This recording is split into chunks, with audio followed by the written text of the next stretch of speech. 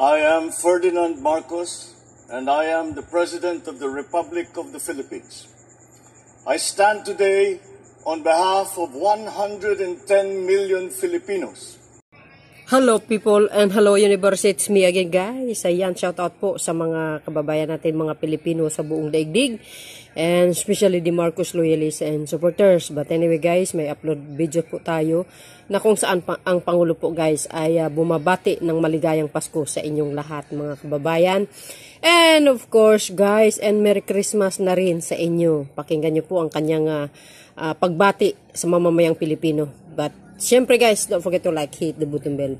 Merry Christmas everyone. See you again on my next live on upload videos. Mag-ingat po kayo.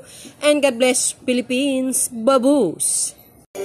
Kasama ko ang aking buong pamilya na bumabati sa inyo na isang maligaya at mapagpalang Pasko. Tuwing sumasapit ang Kapaskuhan, lubos na kasiyahan ang umiiral sa buong sambayanan. Sa bawat sulok at daan, matamis ang mga ngiti na sumasalubong sa bawat isa. At ang ating mga puso ay napupuno ng saya at pag-asa. Kaya naman, sa panahong ito, ramdam na ramdam natin ang lahat ng mga biyaya at bunga ng ating pagsisikap mula sa nakaraang taon.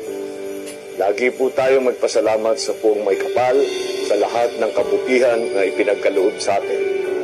Buksan po natin ang ating mga puso at ang mga tahanan upang maipadama natin ang pagmamahal at saya sa ating mga kababayan, lalong-lalo na sa lubos na nangangailangan. Naway isabuhay din natin ang tunay ng diwa ng Pasko sa pamamagitan ng pag-unawa, pagkalinga at pagtulong sa kapwa. Sa pamamagitan nito, tayo ay nagsisilbing parol ng siyang nagbibigay ng sigla, kulay at liwanag sa buhay ng bawat isa tungo sa mas maunlad na bagong Pilipinas.